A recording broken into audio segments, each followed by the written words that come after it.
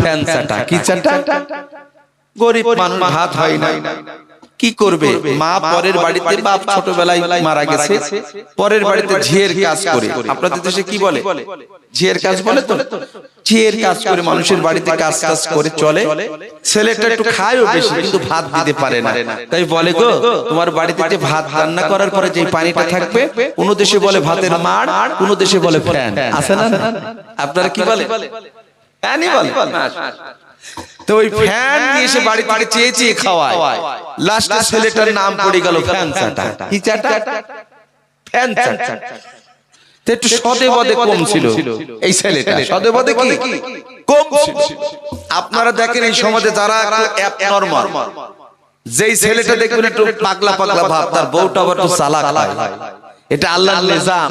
আল্লাহ জানে ও half battery, ওর সাথে আর half battery দিলে মারামারি করে মরবে। এইজন্য আল্লাহ